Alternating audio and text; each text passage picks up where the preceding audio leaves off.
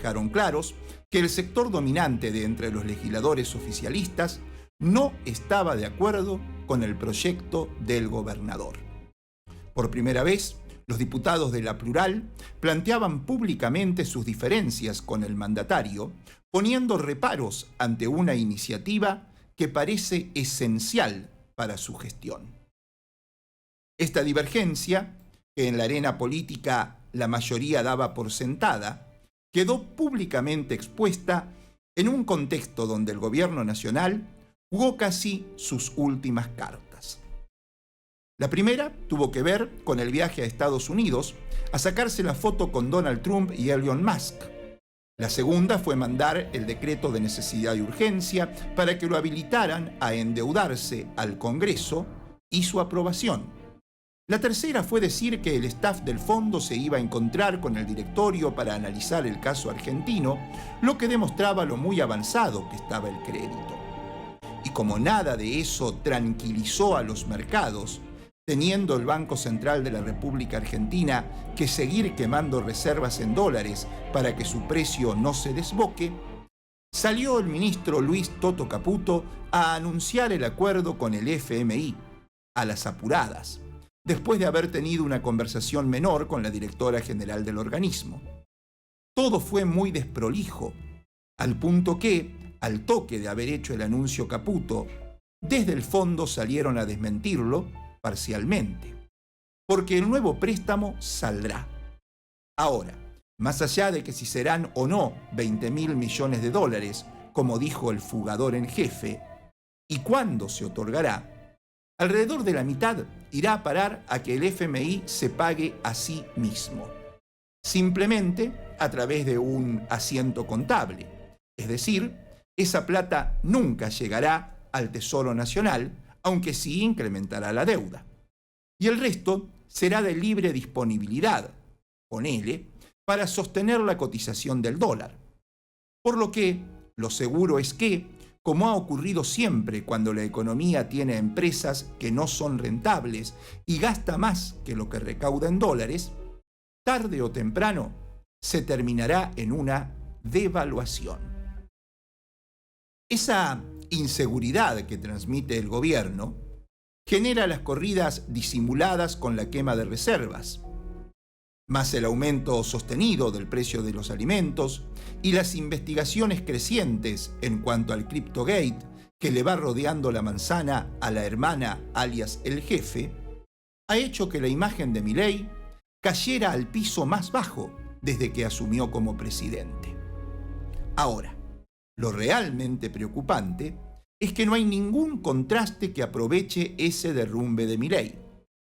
Y ante eso, o mejor, por eso, las redes sociales lo reflejan cada vez con más énfasis, es incomprensible la ya indisimulable interna entre la presidenta del Partido Justicialista, Cristina Kirchner, y el gobernador de la provincia de Buenos Aires, Axel Kicillof. De este lado de la grieta, suponemos que no tienen diferencias ideológicas profundas, ni advertimos siquiera diferencias ideológicas secundarias. Entonces, ¿confrontan por las lapiceras? Es tan difícil de asimilar que, ante lo monstruoso que nos gobierna, generan bronca. Porque eso se traduce en un vacío opositor, a nivel nacional, de liderazgo y propuestas alternativas, que hasta le permite a la derecha poder darse el lujo en las elecciones porteñas de ir dividida en un montón de pedazos, sin que eso le haga siquiera poner en duda la firmeza de su rumbo. Claro que para eso, Milei cuenta, como ha quedado suficientemente demostrado, con opositores dispuestos a dejar de serlo si la recompensa es buena. Y el presidente sabe cómo lubricar esa colaboración activa que le brindan en el Congreso.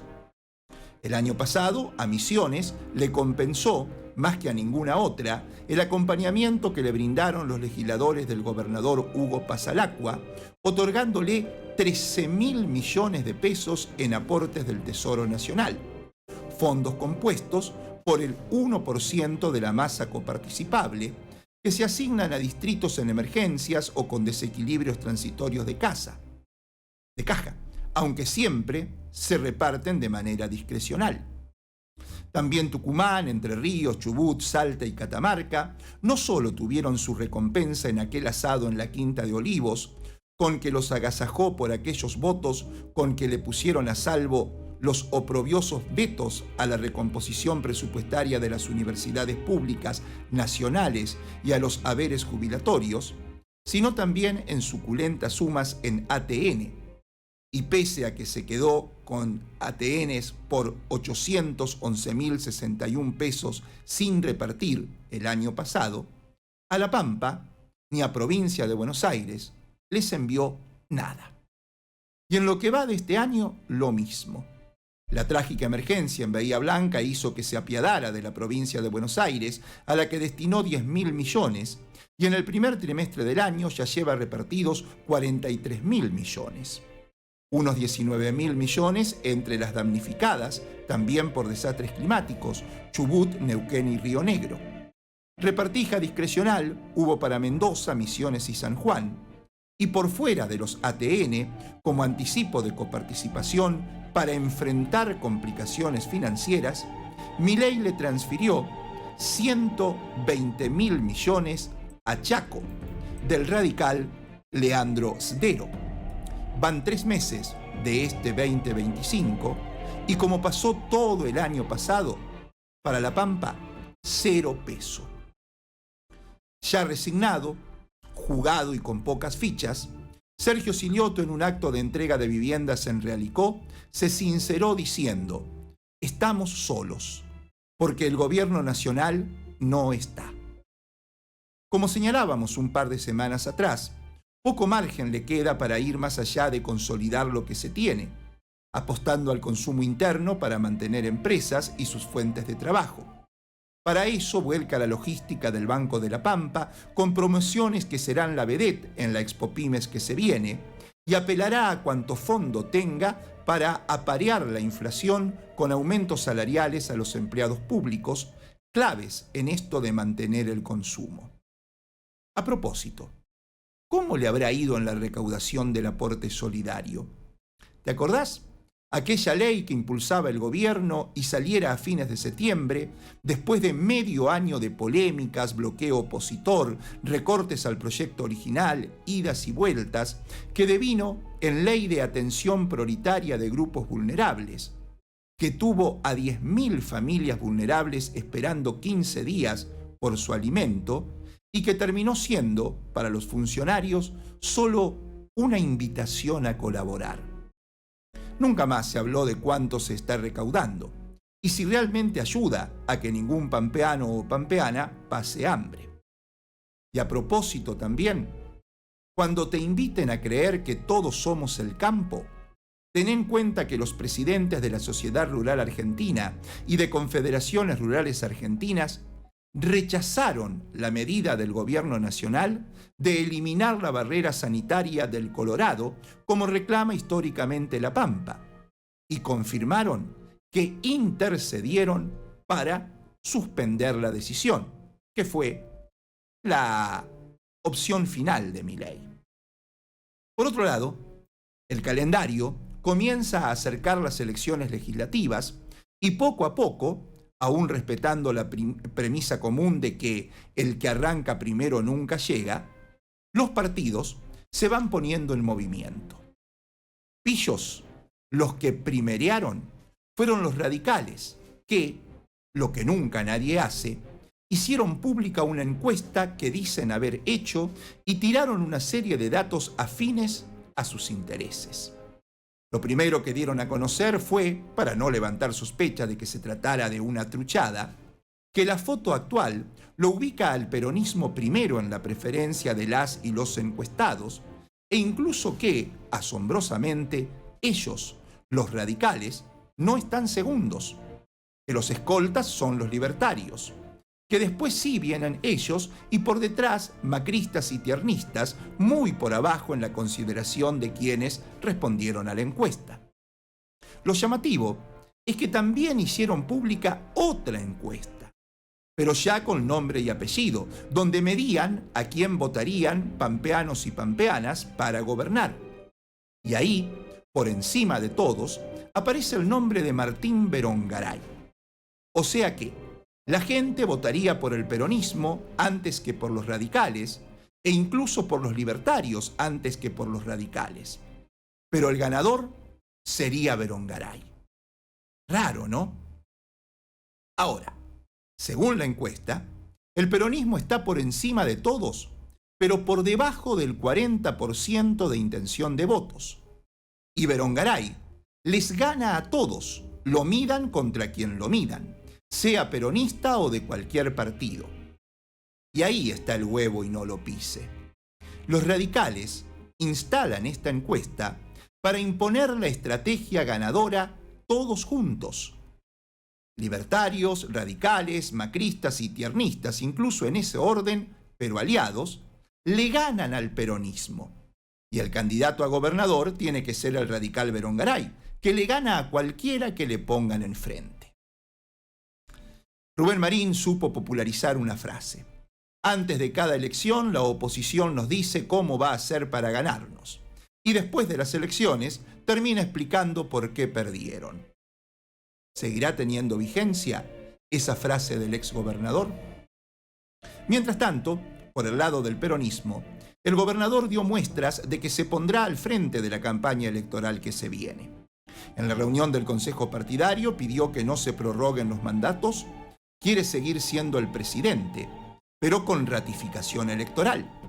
Es algo raro, porque se convoca elecciones, pero con lista única, corriéndose el riesgo de que alguno pretenda patear el tablero y obligue a celebrar comicios, si no tienen en cuenta sus aspiraciones. En eso andarían los copetistas que no fueron a la reunión del partido y amenazaron, en obvia opereta, pidiendo más cargos a través del diario. Como sea, Silioto quiere tener todo en orden para que nadie discuta su potestad de uso de la lapicera para definir candidatos. Pero lo que realmente tiene preocupado al gobernador es lo que decíamos al principio. La manera en la que se le ha escapado de control su intención de llamar a licitación para la explotación de Medanito.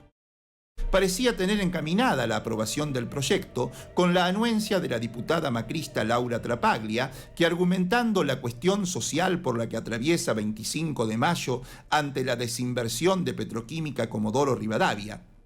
En rigor, alguno podría decir que tratándose de una cambiemita, no es la cuestión social a secas, sino la cuestión social que lo complica al único intendente del palo que tienen. Entonces, por ello, daría junto a algún otro par de su bloque la mayoría especial para eso. Y, sin embargo, fue frente a ese intendente que saltaron los plurales espetando todas las divergencias que tienen con el proyecto. Tomaron a Monsalvo de receptor para que el mensaje lo tome el gobernador. Y fue la Vera el que, tomando el estudio que se le encargó a la consultora Geo Innovar, lo dice el informe, no lo decimos nosotros, remarcó, destacó que falta información. Afirman que en gran parte de las apreciaciones son interpretaciones, señaló. E inmediatamente le tiró al intendente, pero para que le llegue al gobernador. Nos dice que teme que haya pérdidas de puestos de trabajo porque hay que hacer más perforaciones, sobre todo las secundarias, que la empresa no las hace porque no tiene asegurada la continuidad, cuando en 1 año y medio se les vence el contrato. Pero eso está en el contrato vigente. La pregunta es, ¿por qué no se lo exigen a la empresa que los haga? Como municipio, ¿por qué no le exigen al gobierno que haga cumplir ese contrato? Además, le dijo Lovera al intendente de 25, tendrías que tener un censo que te permita saber a cuántos empleados tenía el área hace 12 meses, cuántos tenía hace 6 meses y cuántos empleados tiene hoy, porque también eso forma parte del actual contrato y a la empresa hay que exigirle que mantenga esos puestos de trabajo. Digresión. Justamente por estos días se cumplieron 21 años del corte de ruta y de la pasarela en 25 de mayo, que cambió la historia económica de la provincia, piquete con el cual lograron que sean pampeanos, 25eños, los contratados por las empresas petroleras.